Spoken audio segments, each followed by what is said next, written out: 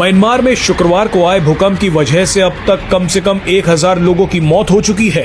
घायलों और मरने वालों की संख्या और भी बढ़ सकती है। इस मुसीबत की घड़ी में जिस कंट्री ने सबसे पहले आगे बढ़कर उनका साथ देने का एक अज़्म का इजहार किया है, फर्स्ट रिस्पॉन्डर की तरह एक्ट कर रहा है, वो इंडिया है। म्यांमार के लोगों को बचाने के लिए भारत ने ऑपरेशन ब्रह्मा लॉन्च कर दिया है।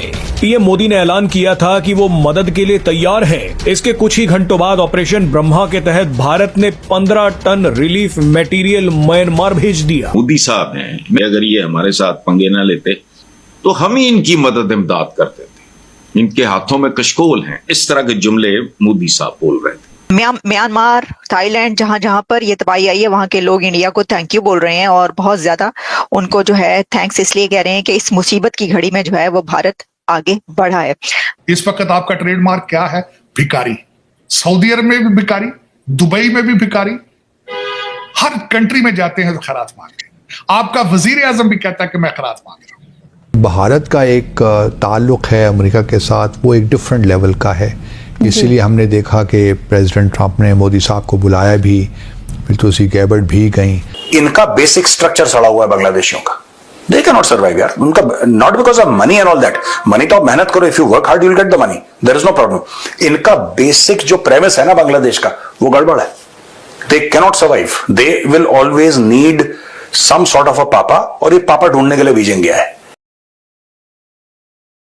दोस्तों, कल म्यांमार में 7.7 मैग्नीट्यूड का भूकंप आया, जिसमें कहा जा रहा है कि अब तक की रिपोर्ट के मुताबिक 1000 लोग जान गंवा चुके हैं। और इसके साथ साथ म्यांमार की सरकार ये भी कह रही है कि आने वाले कुछ ही दिनों में ये आंकड़ा 10,000 तक पहुंच सकता है, जिसे देख करके पूरी दुनिया शॉक में है।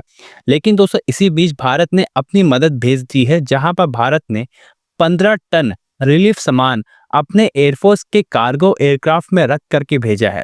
इसके साथ साथ भारत के एनडीआरएफ टीम्स और एयरफोर्स टीम भी पहुंच चुकी है म्यांमार, जिससे भारत बन गया है दुनिया का पहला देश जिसने सबसे पहले म्यांमार की मदद पहुंचाई हो। इसी तरह से जब कुछ साल पहले टर्की में भी भूकंप आया था, तब भारत ने बिना कुछ सोचे समझे मदद पहुंचाई थी, जिससे यह दर्शाता है कि भारत हर मुश्किल वक्त पे सबसे पहला देश होता है मदद करने के लिए। और भारत ये भी नहीं सोचता है कि ये दुश्मन देश है या फिर दोस्त देश है, सभी को समान तरीका का मदद भी पहुंचाता है।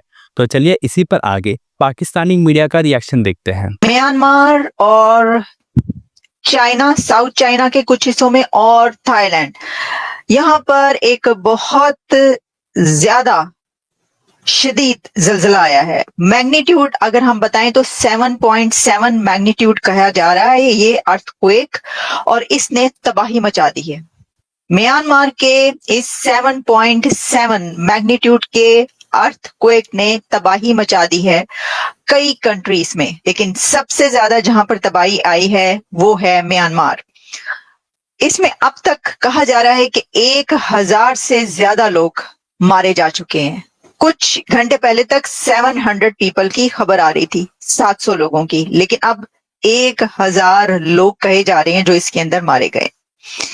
इसमें हमने ये देखा कि इसकी मेरे पास फुटेजेस मौजूद हैं सारी, जो मैं अभी आपको दिखाऊंगी। इसकी फुटेजेस, उस वक्त क्या हुआ, लोग क्या कर रहे थे, अचानक उनके ऊपर ये आफत कैसे आई और कितनी बड़ी तबाही टूट पड़ी उनके ऊपर, ये हम आपको दिखाएंगे। मेरे पास सारी फुटेजेस और पिक्चर्स, इमेजेस, वीडियोस, क्लिप्स मौजूद हैं।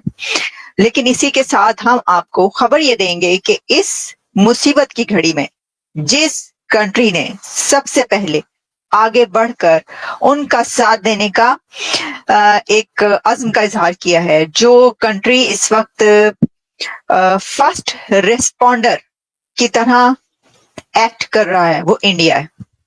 भारत ने एक ऑपरेशन लॉन्च कर दिया है म्यांमार की जो तबाही हुई है वहां पर लोगों की मदद के लिए, और उस ऑपरेशन का नाम रखा गया है ब्रह्मा। ये ब्रह्मा मिशन इंडिया की तरफ से लॉन्च किया गया है to help people of Myanmar.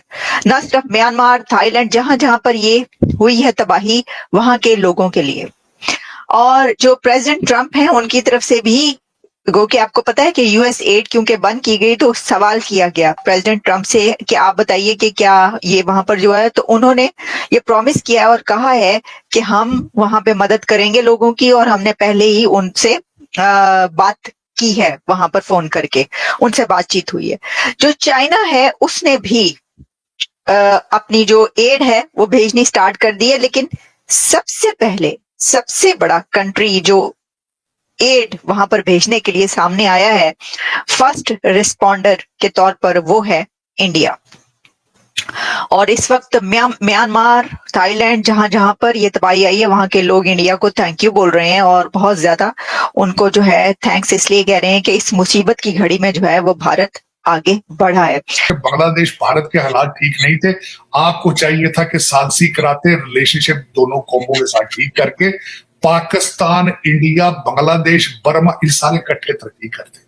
मैं गारंटी कर सकता हूं आज बैठ के आप तरक्की नहीं कर पाएंगे जब तक आपके रिलेशनशिप भारत से, ईरान से, अफगानिस्तान से, चाइना से ठीक नहीं होंगे, बैलेंस अप्रोच नहीं होगी, आप तरक्की नहीं कर पाएंगे, आप इसी तरह जलीलो ख्वार होंगे। मैं फिर आज आखिरी दफा कोड कर देता हूं, फैज अहमद फैज ने किसी ने क्वेश्चन किया था, उन्होंने कहा जी फैज साहब मुझे लगता है कि पाकिस्तान खत्म होने वाला है। फैज अहमद फैज जो कि बहुत बड़े स्कॉलर थे, उन्होंने कहा था कि खत्म नहीं होगा, ऐसे ही चलता रहेगा। उनका इशारा यह था ये सिसक सिसक कर एड़ियां रगड़ रगड़ के मरता रहेगा, ये बंद नहीं। और 77 साल से आप एड़ियां रगड़ रहे हैं चीमा साहब। इस वक्त आपका ट्रेडमार्क क्या है? भिखारी। सऊदी अरब में भी भिखारी, दुबई में भी भिखारी, हर कंट्री में जाते हैं खैरात मांगते हैं। आपका वजीर आजम भी कहता है कि मैं खैरात मांग रहा हूं।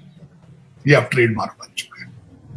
आपने इसीलिए पाकिस्तान बनाया था चीमा साहब, दिस वॉज द ऑब्जेक्टिव। और दूसरा, इस पे तो खैर एक बहुत बड़ी डिबेट हो सकती है। लोग कहते हैं कि जिम्मेदारों ने पाकिस्तान बनाया था क्योंकि नेहरू लैंड रिफॉर्म करना चाहता था। इसके पीछे आपने मजहब का ड्रामा लगाया, हालांकि इकोनॉमिक प्रॉब्लम थे। इकोनॉमिक प्रॉब्लम इसलिए थे कि क्योंकि मुगल आए थे, उन्होंने कई लोगों को मार धाड़ के मुसलमान किया। वो मेजॉरिटी हिंदू अल्टीमेटली जब आप उनके साथ पंगे लेंगे वो आपको प्रेस तो करेंगे। वो प्रेस करते थे, आपने उसका हल ये ढूंढा कि हम अलग कंट्री बना के पता नहीं, लेकिन उसको भी फिर आप आजाद तो हुई नहीं। आपको चलाने वाले तो आज भी ब्रिटिश एजेंट है। 25,000 ब्रिटिश एजेंट, ब्यूरोक्रेट तो डुअल सिटीजन है। और दूसरे आपके सियासतदान देख लें असेंबलियों के अंदर, ये किन के पोते दोते हैं यहां बैठे? सारे ब्रिटिश एजेंटों के पोते दोते हैं, सारे मेजॉरिटी। आजाद मैं तो नहीं मानता कि आप आजाद हैं।